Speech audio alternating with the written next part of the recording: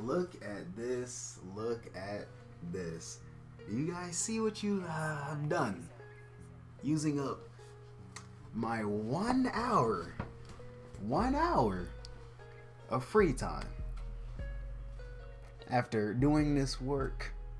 I mean, look at this. I know you guys can tell it's dark. You can barely see my face.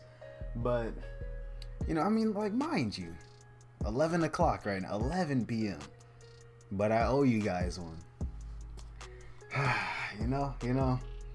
But to get on to the main topic, Otaku Daikun, here we go. Lessons in Magecraft, number, what is this, 28 now. Oh, Noble Phantasms too, perfect.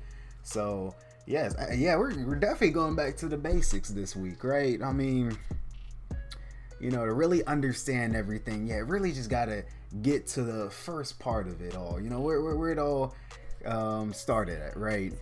So yes, Noble Phantasms, here we go.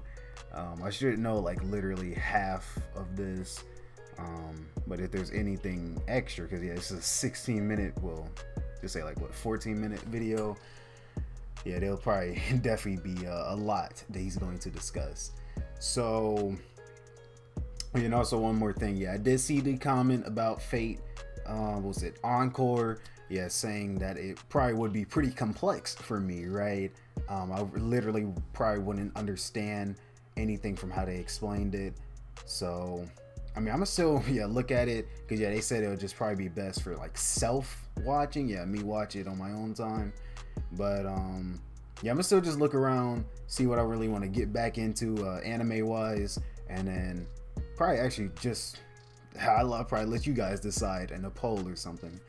But besides all that, let's just get this started. Hope you guys will enjoy this. Make sure you like, subscribe, and let's just get this thing started.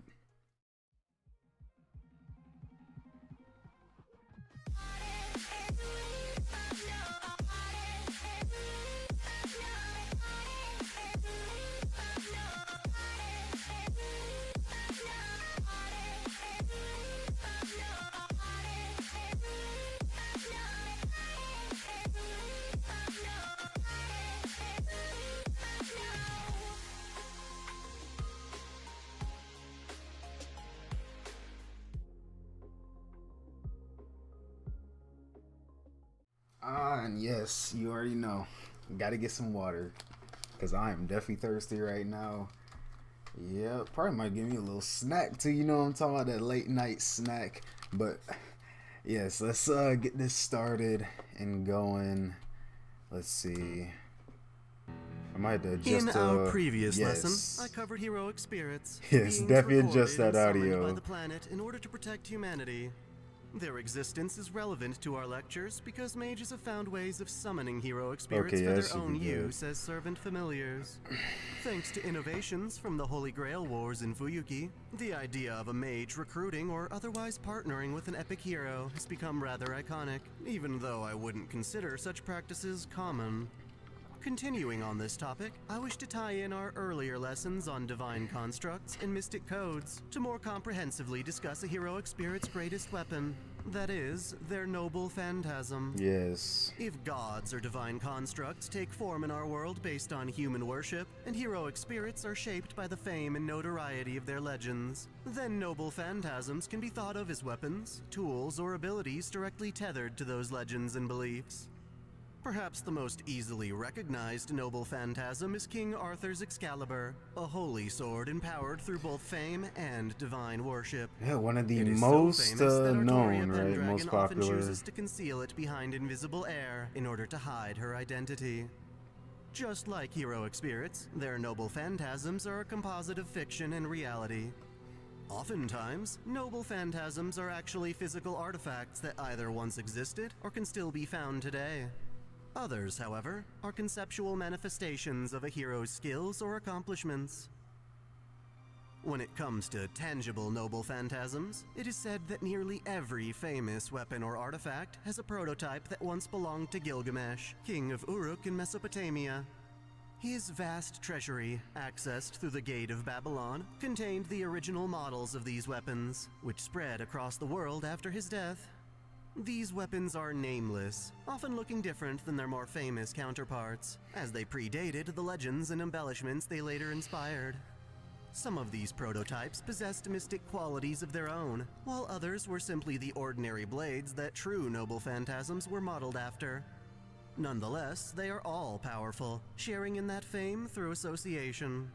Gilgamesh himself believes these prototypes are superior to their descendants, which he considers to be mere imitations. However, this has been shown to be hubris, as there's no rule stating an imitation cannot surpass its original. Naturally, there are many noble phantasms that prototypes do not apply to.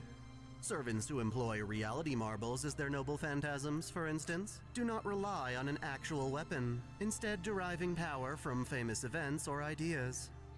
Oftentimes, a noble phantasm can be a skill that a hero mastered in life. In rare cases, the servants themselves qualify as noble phantasms. During early iterations of the Holy Grail War, it was believed that servants could only possess a single noble phantasm apiece. This has been proven false on many occasions, however. Medusa, for example, makes use of 3. Her Breaker Gorgon is unleashed when she removes her blindfold, sealing her foes in a realm of nightmares. She can construct the Blood Fort Andromeda to drain the life force of its captives. These two are often overshadowed by her main noble phantasm, the Pegasus Bridal Bellerophon. This lends credence to Perseus's legend, having used a combination of 5 noble phantasms in his attempt to slay Medusa. Let us not forget the paladin Astolfo, who gathered a handful of artifacts during his travels, from his hippogriff to his horn. Sometimes a servant can possess multiple noble phantasms through technicality.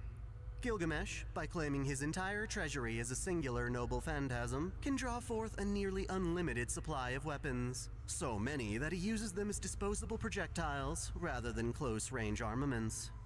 Given that his Gate of Babylon contains the prototypes of all other weapons, he can always conjure the perfect weapon to exploit his enemy's weaknesses. The same goes for Shiro Emiya's unlimited blade works.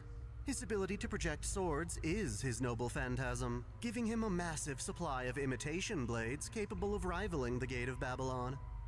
Lancelot's Knight of Honor is a conceptual noble phantasm that turns anything he touches into his weapon, allowing him to take control of modern technology, such as a minigun or a fighter jet. There are even cases of different heroic spirits all being known for harnessing the same noble phantasm. Semiramis' Hanging Gardens of Babylon, for instance, was never something she herself constructed. It is only through rumors and myths that she can use it. Similarly, we have cases where related legends overlap, allowing for different versions of the same noble phantasm, such as the dragon-slaying sword Gram being wielded by both Sigurd and Siegfried. In general, however, any given iteration of a noble phantasm is meant to be utilized by a single servant. Mordred, for instance, should not be able to steal and use Artoria's Excalibur to its full capacity. With a combination of permission and compatibility, however, it is possible for one servant to lend their noble phantasm to another, such as when Achilles entrusted his shield, Achilleos Cosmos, to Astolfo during the Great Grail War in Trifas. In a looser sense, noble phantasms don't even have to be limited to servants, allowing ordinary humans to harness them in battle. For instance, the Association Hunter Pazet Fraga Mikremitz carries around the noble phantasm Fragarok, which she can use to defeat servants with a causality-altering counterattack. Excalibur's lost scabbard Avalon was ultimately procured by the Einsburn family and used as a catalyst to summon Artoria for the Fourth Holy Grail War. The scabbard was used to help heal Irisfeel and later her master Shiro. In a similar case of borrowing a servant's noble phantasm, the demi-servant Mashu Kyrielite once lacked the identity of repaired heroic spirit Galahad. Even so, she had access to a weaker version of Galahad's noble phantasm that she named Lord Caldeus, until later learning its true name, Lord Camelot. This temporary substitution is what's known as a virtual noble phantasm. As it turns out, the noble phantasm's true name is very important. Without it, a noble phantasm is just another weapon or tool, albeit still powerful in its own right. This is what turns Gay Bolg from a sharp spear into a deadly lance that targets its opponent's heart by manipulating cause and effect. Activating a noble phantasm's true name isn't always ideal, however. While it does tap into a weapon's strongest potential, it also reveals the servant's identity. As such, servants may choose to hold back in combat, only activating their noble phantasm when their victory is assured. Another reason to play it safe is that deploying a noble phantasm requires a tremendous amount of mana. That said, some noble phantasms are designed to be constantly active. Such is often the case for defensive types, like Karna's armor, Kavacha, and Kundala, which continue to protect him unless he intentionally removes them. The effects of a noble phantasm can also linger long after deployment, such as strikes that imbue curses. The Gay Booyah, Dirmud's cursed lance, inflicts wounds that cannot be healed. Unless he is defeated or intentionally dispels the curse, Gay Booyah's effects will linger. While it can be quite semantic, there exist various terms to categorize noble phantasms. This helps us quickly understand just what a given noble phantasm is capable of, which can be helpful for both their users and opponents. Let us go over some of these basic types. Often, noble phantasms are classified by the scope of destruction they cause. Anti-unit noble phantasms, often referred to in conjunction with the term single target, are just that, attacks that specialize in harming one opponent at a time. An example of this would be Antares Snipe, a noble phantasm used by the archer servant Kairon. As the name implies, it is a sniping shot in which a star descends from the Sagittarius constellation, piercing an enemy from above. This can be contrasted with anti-army noble phantasms, such as Atalante's Phoebus Catastrophe, which strikes a much larger area. While anti-army attacks are considered to be more powerful, they also require more mana to invoke, and run the risk of harming innocent bystanders or buildings. So that's something a What little new. qualifies as an army can vary between a force of 100, or even a force numbering in the thousands. Just the categorizing them. It's worth noting that the target for both anti-unit and anti-army noble phantasms can apply to one's own body or army as well. Atalante's Agrius Metamorphosis, for instance, is an anti-unit ability she uses on herself to transform into a monster, wearing the pelt of the Caledonian boar. Oh yeah, the Admittedly, boar. the way these categories are termed can be contradictory or confusing. Such is true for Tawara Tota's Inexhaustible Bale, which despite being called an anti-banquet noble phantasm, can be used to feed an entire village. Kato Danzo's mechanical doll illusionary arts are classified as anti-beast, though it refers to the illusion of bull swallowing, and not the more specific beasts of humanity. Speaking of those beasts, the demon god Hivemind Getia aims to incinerate all of humanity with its noble phantasm Ars Almadel Salomonis. Yep. Fittingly, this is classified as anti-human order. There are also noble phantasms categorized as anti-crime or anti-evil, which are naturally effective against the morally bankrupt. In contrast, there are noble phantasms meant to harm the gods, such as Enkidu, the Chains of Heaven. In this vein, there are noble phantasms that specialize in attacking most any type of opponent you can imagine, from dragons to kings. Expanding on anti-army are anti-country noble phantasms, such as Brahmastra, implying that the power Brahma bestows to his right eye can be far more devastating than previously documented. There are also anti-fortress attacks, such as Quetzalcoatl's Piedra del Sol, devastating which unleashes the indeed. destructive might of the Aztec megalith. Ishtar's Angaltaki Galshe qualifies among other things as anti-mountain. Going even higher in scale, there are anti-planet noble phantasms, such as Kiarisa Shoin's Angra Mainyu CCC. Her form is an Earth Mother that uses our entire planet to pleasure herself. Yeah, she Peak can. among them all would be Gilgamesh's Enuma Elish, classified as an anti-world noble phantasm for tearing apart the fabric of reality. Hey man, I take that More risk. obscure is certainly That's the all I'm evil gonna say. grimoire Prelati's spellbook. It is seen as anti-principle, as its creator Francois Prelati suppressed his own reasoning through drugs to summon forth cosmic horrors. Then there's Medea's Rule Breaker, which is an anti-thaumaturgy noble phantasm that voids magical pacts. Not all noble phantasms are offensive in nature. Luminosite Eternelle, the banner held strong by Jeanne d'Arc, is considered a barrier for its protective qualities. There are also conceptual noble phantasms, such as Maxwell's Demon, a perpetual motion machine manifested through the denial of Newton's second law of thermodynamics. It is something that can only exist through mystery. David's Ark of the Covenant is fittingly categorized as a Covenant noble phantasm, likely for how it poses a threat to all who seek it. Irisfiel, when summoned as a servant with the dress of heaven, can use the Magecraft noble phantasm Song of Grail, manifesting her motherly nature as a blessing to her allies. In a rare instance, the servant Murasaki Shikibu derives her noble phantasm from poetry, specifically the tale of Genji. Her lamenting of this tragic tale curses her enemies. A spiritual noble phantasm is something like Anastasia Nikolaevna Romanova's VVV, in which she calls upon her spirit companion V and his mystic eyes of clairvoyance to expose her adversaries and their weaknesses. Lastly, some noble phantasms are categorized by their suicidal nature, most famously Jeanne d'Arc's La Pucelle, her sword that represents her burning at the stake. Even as a servant, she offers up her own life to protect what is dear to her heart. In summation, a noble phantasm is a servant's most valuable asset. It can take the form of their strongest weapon, a special technique, a mystic code, or even an obscure anecdote from their legend. Despite previous observation, we've seen cases of servants wielding multiple noble phantasms at a time, granting them a wide assortment of perks from physical is not even attacks a to word. blessings, barriers, and Jeez. curses. While usually beneficial, activating a noble phantasm runs the risk of exposing a servant's identity, functioning as a card to play strategically during a Holy Grail war. Not only are noble phantasms tied to the legends of heroic spirits, but we've also seen cases of mages being able to use these artifacts, handing them down from generation to generation. One of the more noteworthy cases happens to be with the mage Shiro Emiya, who practices a unique form of projection magecraft called tracing to replicate the appearance and abilities of many different noble phantasms. Thus, for our next lesson, I plan to elaborate on the true nature of Shiro's magecraft and whether or not his unique approach can be replicated by other mages. Oh yeah, let's see that indeed, and that should be it. Yeah, sorry, I probably was not talking as much as I probably would be. Yeah, just really honestly listening in.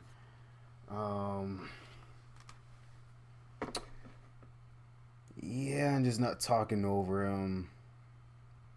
Yeah, I kind of knew most of that. Like how I say, I should know like half of it. The only thing I guess different is just categorizing them, having a specific name or a specific area that you put these phantasms in. But yeah, multiple yeah, don't even talk about that with Karna, bro. Like, especially no him, Gil. Oh man, and it's not even has to do with just noble phantasms. It's just like, and I was gonna talk about. I'm gonna just say it like, I know revealing the noble phantasms is definitely gonna be their weakness, right?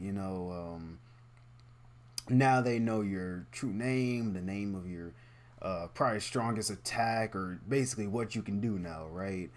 But still, at the end of the day, it just honestly depends. Can you beat me?